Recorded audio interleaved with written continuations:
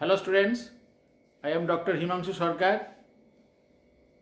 Welcome to all of you in my YouTube channel. In my last lecture, I was discussing the black body radiation curve in the topic radiation of class 11.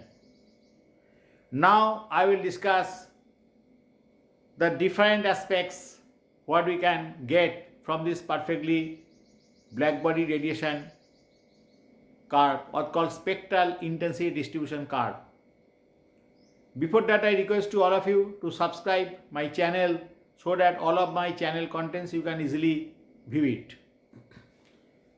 Now, I discussed in my last lecture that if you heat a perfectly black body at temperature T Kelvin, it can give rise to all sorts of radiations. And I had discussed in my last lecture that is the plot lambda versus E lambda, that is looking like this. Perfectly black body heated at T Kelvin. If you heat a perfectly black body at T Kelvin, then this is a spectral distribution curve. Why spectral? This E lambda is what? I discuss again. I am discussing E lambda means what? Energy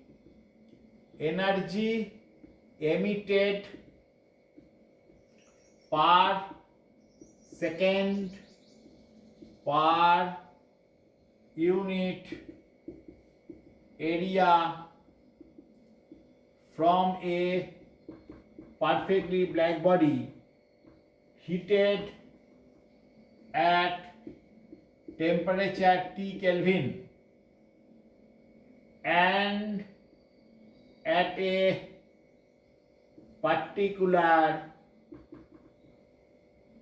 wavelength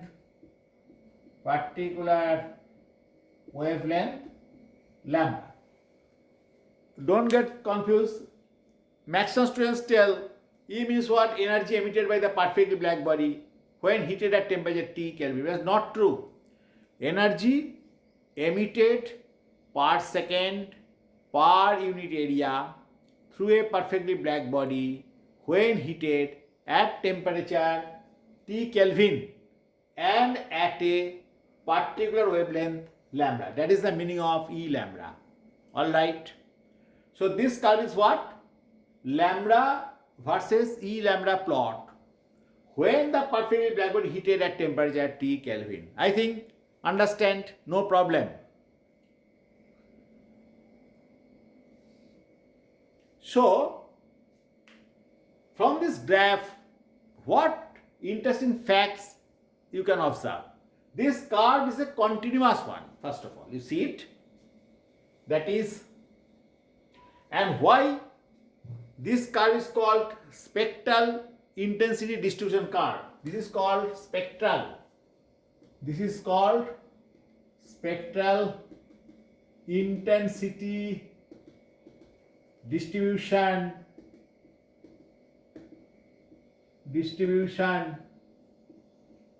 curve. Why this is called spectral? Spectral means this energy is connected with lambda value. Hence it is called spectral. Okay. So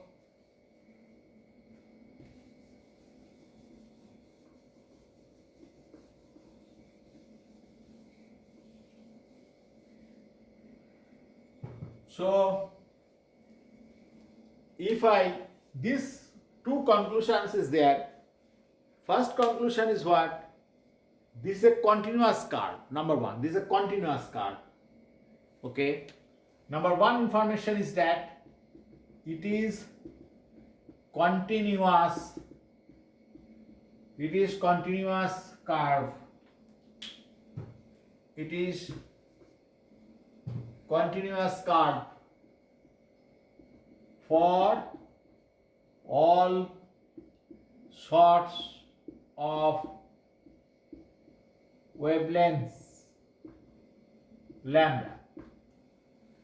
That is, this curve is true for all sorts of wavelengths lambda is a continuous curve. That is wavelength range means what? 0 to infinity. All wavelengths present. Actually, what is the meaning of perfectly black body? If you hit a perfectly black body, it can give rise to all sorts of wavelengths. What is the meaning? Meaning, it can give rise to all wavelengths. Visible, ultraviolet, infrared, microwave, radio wave, X-ray, gamma ray, like every wavelength.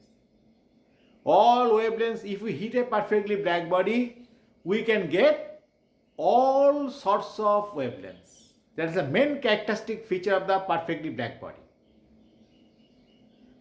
So now the question arises, whether can we consider sun as a perfectly black body? Answer is yes, because if you analyze the sun's radiation, you can find all sorts of wavelengths. Again, that is for visible, infrared, ultraviolet, gamma ray, X-ray, radio wave, all wavelengths are present. Okay, hence the sun can be considered as perfectly black body. It's a very important question for ISC and CBSE questions. Okay, so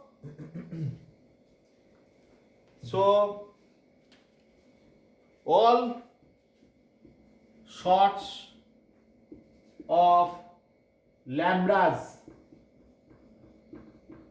present.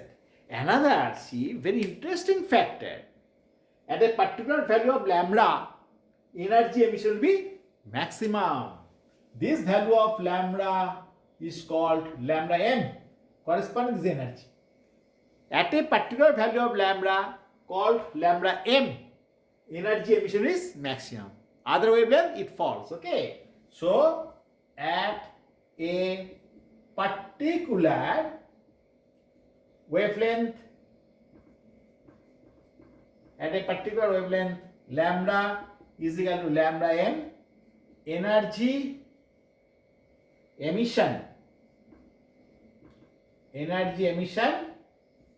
maximum when perfectly black body heated at temperature T Kelvin.